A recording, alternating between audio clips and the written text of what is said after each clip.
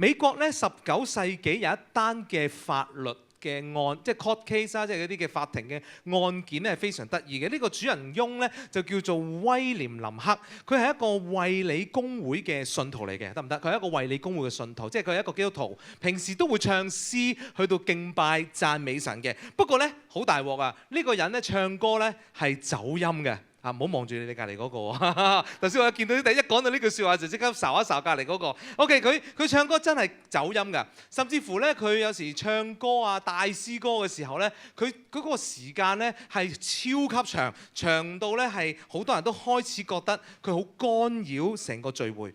其中咧有啲教會嘅長老，因為咧嗰個人嚟，只要嗰個人一大敬拜嘅時候咧，佢就直頭唔翻教會。哇！我今個禮拜唔翻啦，唔嚟啦，我頂佢唔順啦，搞佢唔掂啊！甚至乎牧師都有啲頂唔順啊，將嗰個唱詩歌嘅環節改為讀詩歌。即係頭先咧，阿全輝帶大家，我唔係話全輝走音，即係我想講全輝帶詩歌嘅時候，可能唱嗰首叫咩話？即係你給我了，給了我一切，咁就變咗就係，即係本身我哋一齊唱噶嘛，佢就變咗啊，你給了我一切，你給了我所，變咗朗讀詩歌。個目的咧就係為咗唔俾佢唱，係咪好離譜啊？仲有一個更加離譜，就係甚至乎有啲嘅弟兄姊妹將佢告上法庭，指控佢擾亂教會崇拜秩序。咁啊，法庭咧係真係發生啊，真人真事啊！法庭咧起初嘅初審嘅時候咧係判佢有罪嘅，我哋判佢有罪，因為佢擾亂咗法庭，好慘啊！不過呢個法庭都知道，雖然佢好似個感覺係佢唔係有心噶嘛，都係好事嚟噶嘛，所以其實只不過係叫象徵式咧，就罰咗佢一個叫做1便士啊，即係英國嘅1英鎊就大概100便士咁樣啦嚇，即係對於1873年之前舊制咧，1英鎊等於240便士，即係其實簡單啲嚟講，1毫子都唔夠嘅錢啦，即係象徵式罰款。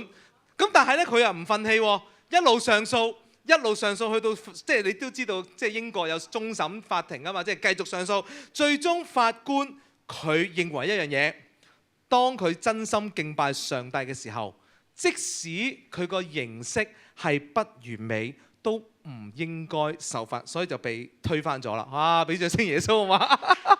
嗱，所以請我弟兄姊妹，正常嘅，我哋個個都可以敬拜讚美神嘅，喺座位度敬拜讚美神冇問題嘅，你走音都冇問題嘅，同你計講你走音都冇問題嘅。啊，你走音只不過唔好走上台揸咪咪得咯，嗬？即係我覺得敬拜神係無論任何嘅形式，就算唔完美都唔應該受罰。親愛弟兄姊妹，敬拜其實係我哋教會嘅信徒常常都會做嘅事情嚟㗎，因為當我哋覺得喺敬拜嘅時候，唱詩歌也好，禱告也好，讀經也好，或者我哋靈修也好，嗰種嘅真實嘅敬拜係幫助緊我哋能夠進入喺神嘅同在當中。所以我哋今日嘅敬拜唔單止要重視一個外在睇得到嘅敬拜，而係挑戰緊我哋每一個人敬拜嘅時候，我哋要用乜嘢嘅態度？我哋嘅心態，我哋點樣對待敬拜？或者再嚴格啲，我哋點樣去對待神？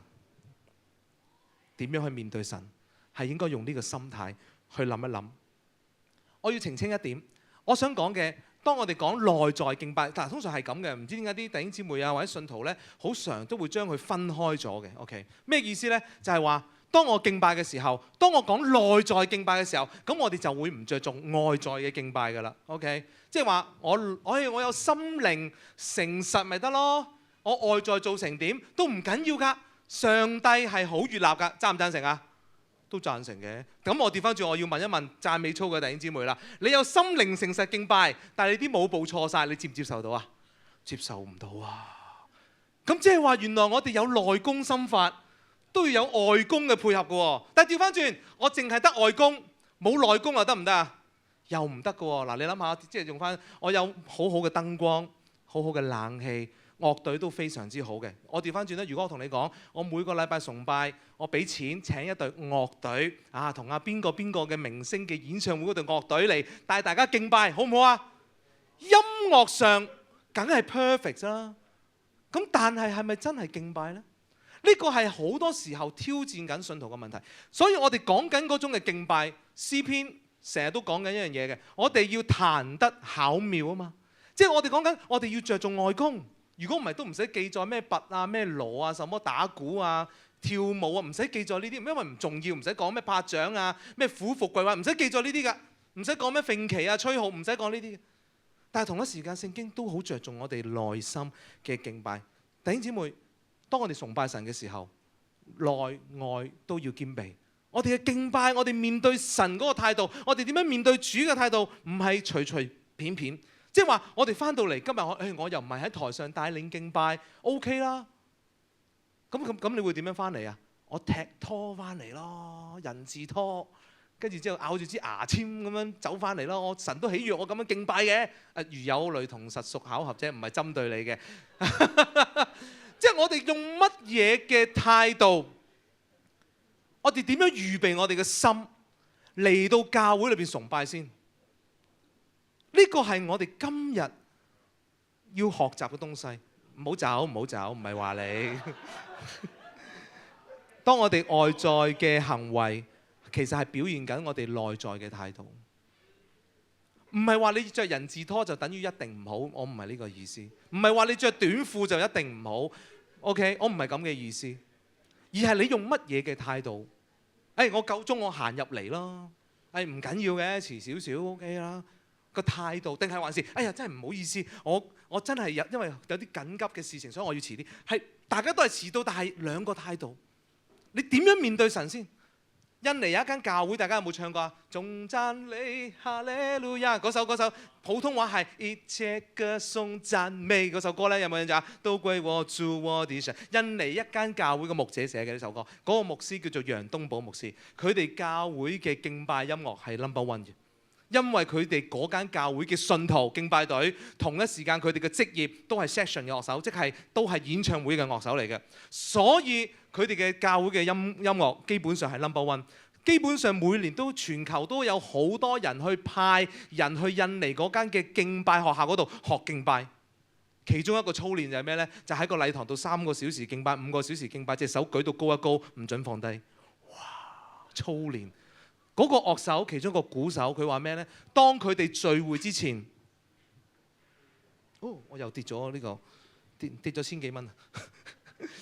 當佢哋聚會之前啊，3個小時佢就起床，第一個鐘靈修，跟住食早餐，第2個小時開始踏入佢返去教會嘅路途。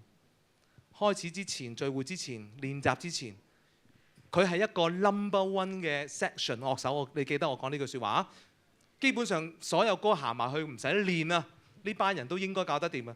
但係佢去到鼓嘅面前，跪喺張凳嗰度同神祈禱，感謝神俾我有恩賜，可以好好咁服侍神，有外功有內功。所以呢一種就係每一次當我哋敬拜嘅時候，親愛弟兄姊妹。我哋唔好搞錯敬拜嘅焦點。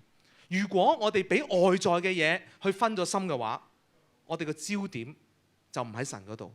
同一時間，如果我哋嘅形式雖然可能有啲嘅缺陷，外在嘅形式，但係只要我哋嘅心係對正嘅話，我哋仍然係真實嘅敬拜。詩篇134篇係上行之詩裡面嘅最後一篇。係整個朝聖之路嘅高峰，甚至乎可以一啲解經家去形容呢一個係一個總結。大家仲記唔記得乜嘢叫做上行之詩啊？有冇少少印象啊？幾年前我都有講過成個系列係嘛，講咗5篇道就係關於上行之詩點樣即係15篇嘅詩篇一路行上山去耶路撒冷，就一路唱嗰啲歌。唔記得唔緊要，網上聽翻晒呢個系列嘅講道5篇嘅啫，唔係好多。但係上行之詩簡單啲嚟講就係你朝聖之路嘅裏面1年3次去到敬拜神，即係以色列1年3次要翻去耶路撒冷敬拜神。佢哋中途所唱嘅歌，而最後134篇就係最後一首歌。詩人或者係解經家會覺得呢一首歌係一個節期嘅結束，差唔多去到完結嘅時候，喺朝聖者係仍然喺聖殿嗰度流連忘返。呢個唔係好難明白嘅啫。你諗一諗，而家崇拜之後啲小朋友完咗崇拜之後，佢哋會點㗎？流連忘返，就喺教會度玩到啲阿爸阿媽係點㗎？走啦！你唔走我走㗎啦！佢哋真係唔走㗎喎，流連忘返，要喺教會裏面繼續團契，繼續去上。呢呢班嘅以色列人就係咁啊！喺神嘅同在，喺神嘅殿裏面，喺見翻自己嘅族群嘅裏面，流連忘返，直到夜班嘅祭司要開工啦，佢哋先至開始依依不亂咁樣離開，各自回家，帶住祝福翻去嘅情景。喺呢短短3節嘅裏面，我哋睇到朝聖者嗰個敬拜嗰個心態嘅核心，睇到佢哋特別喺呢3節裏面強調咗耶和華同埋祝福嘅字眼。所以我哋求主幫助我哋今日從呢啲嘅字眼裏面去學習點樣去到敬拜。當我哋睇到以色列人1連3次都要去敬拜神嘅時候，佢哋由120篇開始唱 ，OK 啊，即係講緊急難中向神呼求。到點樣去盼望耶和華嘅保護，到宣佈耶和華嘅殿啊，成耶路撒冷嘅繁榮，到去到守約啊、守殿啊，耶和華嘅眾僕人係講緊朝聖嘅僕人，同埋喺聖殿裏邊侍奉嘅利未人祭司。然之後佢哋喺度高唱講話咩啊？當向聖所舉手，稱頌耶和華。弟兄姊妹，呢班人遠道而嚟，當然有一啲係喺當中侍奉嘅利未人祭司。但係同一時間有更加多嘅人喺外邊慢慢一步一步走向，佢哋同一個心志、同一個心念去宣告，當向聖所舉手，去到稱頌耶和華。聖所係神嘅居所，係一個神同在臨在嗰個嘅象徵。如果你記得摩西嘅時代，約櫃係嘛，會幕嘅時候就係咁噶啦。當神嘅同在臨到嘅時候，有雲彩、有榮光臨到，然之後有啲不可能發生嘅事，即係有啲神蹟奇事就發生。你有機會自己再查考翻出埃及記啊等等嘅東西。所以當人向呢個聖所舉手嘅時候，亦都係表達緊人向神舉手。所以我哋今日要學習，提醒我哋，當我哋敬拜嘅時候，我哋點樣回應？第一樣嘢，每當我哋敬拜嘅時候，提醒我哋喺夜間更加需要敬拜。我哋再嚟讀一次啊！請弟兄一齊去讀第1節啊嘛，預備1、2、3，請來稱頌耶和華。夜間侍立在耶和華殿中，耶和華的僕人。冇錯，詩篇嘅134篇特別有一個重點係強調緊喺夜間侍立嘅僕人。我哋喺歷代志上嘅9章嗰度，我哋大概會睇得到㗎啦。聖殿係無休止嘅 ，OK， 打風落雨啊乜鬼都會繼續開工嘅。朝早夜晚係24小時，係一個晝夜公職嘅一個嘅職事嚟嘅，確保敬拜不間斷。即使夜間來臨嘅時候，佢哋仍然要值班喺聖殿裏邊侍奉。但係我哋必須要明白一個問題，喺夜晚嘅工作係好艱難。有冇人返夜班呀？返夜班，阿福文以前係返夜班啦，係嘛？啱唔啱瞓？啊，以前返係咩？返夜班，返夜班辛唔辛苦啊？你唔辛苦啊？通宵班辛唔辛苦㗎？有冇瞌眼瞓㗎？你咁叻㗎？俾掌聲福文好冇？原來佢係唔會瞌眼瞓。有冇人返通宵㗎？呢度弟兄姊妹，返過點啊？好得閒㗎，會唔會瞓着㗎？都會㗎嘛，係咪啊？因為冇咩做啊，即係覺得係啊，即係我哋弟兄姊妹。或者調翻轉啦，翻咗夜班嗰啲，可能而家翻唔到嚟喺屋企瞓覺。其實我想講，夜晚係一件令到人哋好艱難嘅事。你知唔知道即係人嘅情緒都會受住天氣環境所影響。你會發覺有陽光嘅時候，朝早嘅時候，個人嘅 energy 啊、力量啊各樣嘢都會好啲嘅。但係去到夜晚嘅時候，有冇人覺得夜晚嘅時候你個人會灰心啲㗎？會唔會㗎？好多都岌頭係咪啊？會。舉手添啊！直頭舉手。夜晚舉手敬拜係唔容易，可能你經歷緊乜嘢？疲倦啦，好安靜啦，可能你經歷緊黑暗啦，可能你經歷緊一種情緒啦。但係喺冇人見到你嘅時候，嗰個敬拜係最真實嘅。因為頭先你話夜晚工作都會有啲，即係我點樣形容好啦？嗰啲叫揸流攤嘅時候啦，係嘛？即係但係侍奉嘅人。喺聖殿裏面侍奉嘅人，佢哋嘅心態仍然係警醒，就係喺冇人睇到嘅時候，嗰個敬拜先顯得真實。親愛弟兄姊妹，其實你用呢個咁樣嘅觀念去睇一睇，夜間侍奉神，我哋都會經歷生命裏面嘅困難、軟弱、孤單嘅夜晚、黑暗、疲乏，甚至乎有啲嘅作為係神未顯明，你祈咗禱好耐。你好想神出手，但係神又好似冇答案俾你嘅時候，呢個係我哋最黑暗嘅時候。就喺呢種嘅夜間，喺呢種嘅黑暗，喺呢種嘅疲乏裏面，我哋能唔能夠喺呢種嘅黑夜嘅裏面向神舉手？或者我哋今日要學嘅就係要喺呢種黑夜嘅當中，我哋要進行我哋嘅夜間敬拜。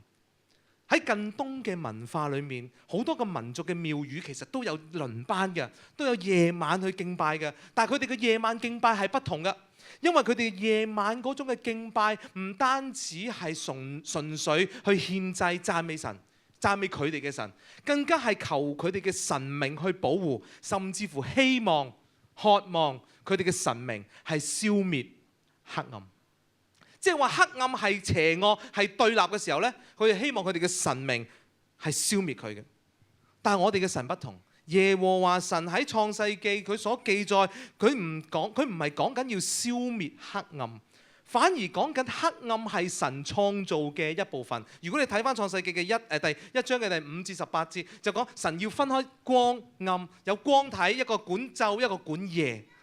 黑暗喺希伯來人嘅諗法係，只不過係神嘅即係黑暗係未被神光照嘅狀態嚟嘅啫。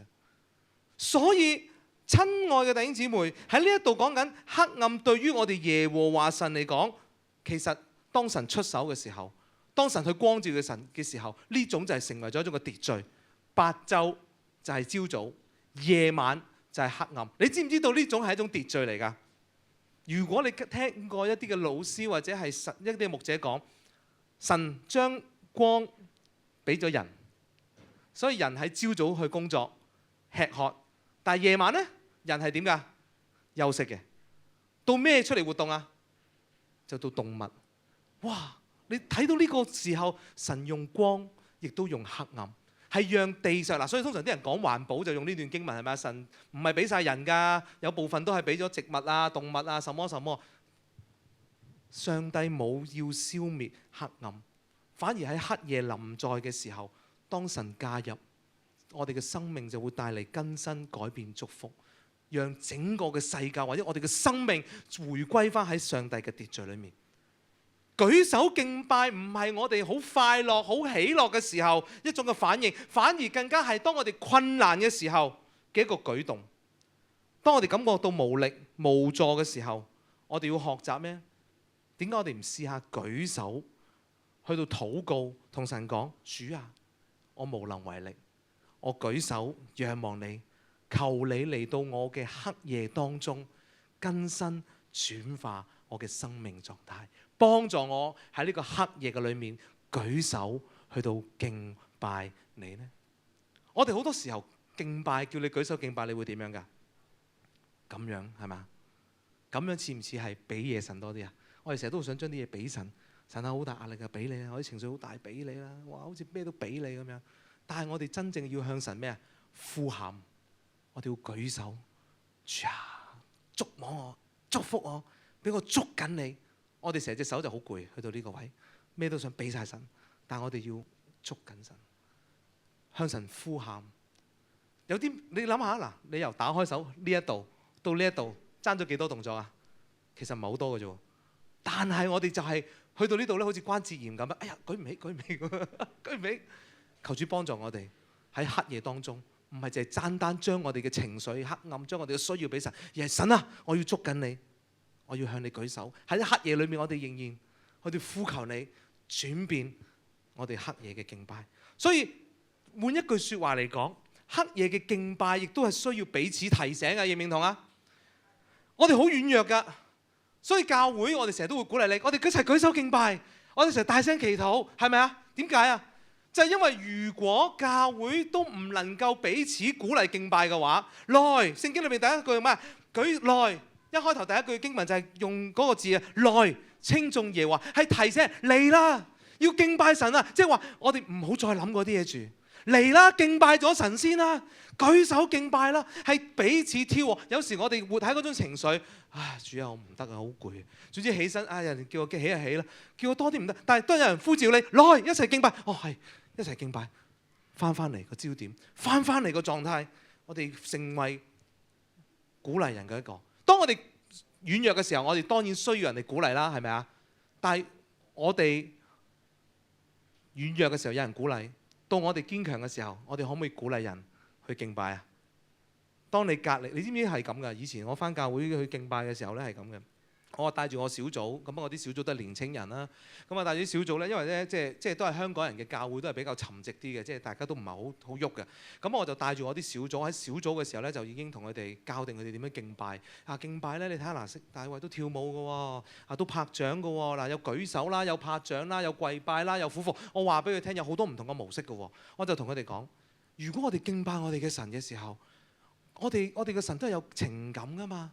我哋嘅神都好喜悅我哋敬拜佢，或者我哋都真係有經歷嘅時候，我哋都可唔可以快樂啲去敬拜佢？即係唔好成日揦埋口面，好似唔知同邊個唱緊歌咁，好恐怖嘅。你覺唔覺得翻嚟教會，如果唔知個對象係邊個，但係你又喺度唱緊歌，係好恐怖。但係我哋知道嗰個對象係神嘅時候，咁跟住我就教佢哋啊，不如我哋一齊大聲拍掌，一齊大聲唱歌，甚至乎如果你覺得呢段即係呢一首歌你覺得好正嘅，一齊跳。好啦，咁於是咧我就帶啲組員做咩咧？就由最後，通常啲人都坐最後噶嘛，就 move 到即係搬到最前。然之後咧，哇！跟住就好開心咯，間教會點解啊？因為最前面嘅人又跳啦，又拍掌啦，又唱歌大聲啦，所以全輝瑞英記得坐前啲，知唔知啊？你哋係好緊要啊，你知唔知啊？所以你係因為你哋嘅見證榜樣。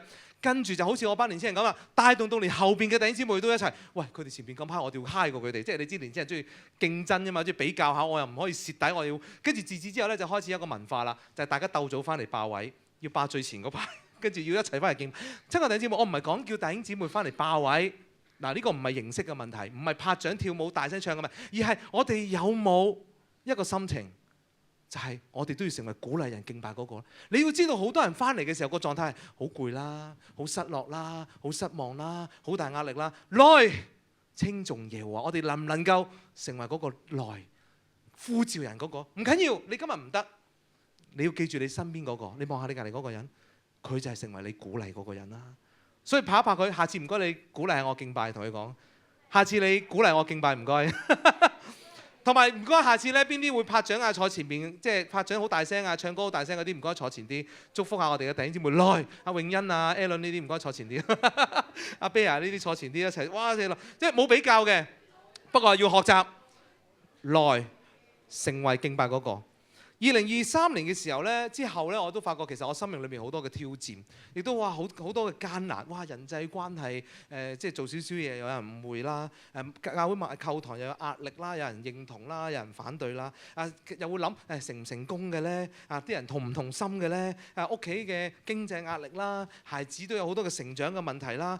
哇！好多乏力啊！喺裏面成日都會問一個問題，即係神啊點啊？好疲倦啊！好唔想敬拜啊！連播 YouTube 敬拜都唔想啊！即係有時真係會咁樣失去咗信心，心裏邊有時都會有啲嘅苦毒。不過喺呢個時候，我嘅習慣呢，我會選擇敬拜。我捉埋我個女一齊敬拜。有時我自己敬拜，有時帶埋啲弟兄姊妹，有時大聲嘅敬拜。我唔知道弟兄姊妹有冇聽過。我自己成日都會用一啲嘅詩歌去到鼓勵自己。有一首歌呢，我成日都會唱。嗰首歌叫做《信實神》。永不改變，有冇聽過呢首歌啊？永恆神是平安磐石。當我唱呢首歌嘅時候，我就記起神嘅信實，佢係唔改變，佢係平安嘅磐石。跟住我哋就下一句歌詞就係萬有主，我要敬拜你，一次又一次，我向你呼求。一次一次，我向你呼求。當我困苦，你係我嘅磐石；當我跌倒，你興起我。風浪之中，你愛是我倚靠，你係我所有嘅盼望。當我一次又一次咁樣敬拜禱告，哇，好艱難啊！唔緊要，咁點啊？再敬拜，我唱另外一首歌，剛強。壯膽不要畏懼，神言與我們同在。有冇唱過呢首歌？呢首識唔識啊？呢首又唔識啊？咁睇嚟我真係好老啊！真係唱埋嗰啲全部都係老歌，冇理由嘅。不過喺度扮後生。剛強，我話俾你聽啊！當年我真係好，即係嗰啲咩逢係鬼節啊，睇完鬼片好驚啊嗰啲咧，即係成日都係嘅屬靈爭戰，我就唱呢首歌。剛強壯膽不要畏懼，神言與我們同在，成日都唱嘅。神應許不變更，耶穌站此地當中，神已同在未計何地，全世界都屬我的主，神已同在未怕仇敵，神已踐踏仇敵。哇！成日都咁樣宣告，所以我成日都鼓勵你咯。我哋嘅生命點可以冇一兩首詩歌揸住喺手㗎？但係唔好成日都揸住嗰啲好 sad 嗰啲歌喎，因為越唱越 sad 㗎喎。有時你都要唱一啲鼓勵自己嘅詩歌，例如剛強壯膽呢啲咯。我哋以前唱埋啲唔啱音嘅歌，雖然都真係好唔啱音，但係有時都幾鼓勵嘅。唔緊要，你咪就唱嗰啲詩歌鼓勵自己，求主幫助你。每一次喺夜間嘅裏面，越係黑暗，我就越要敬拜。無論你唱咩詩歌，一兩首。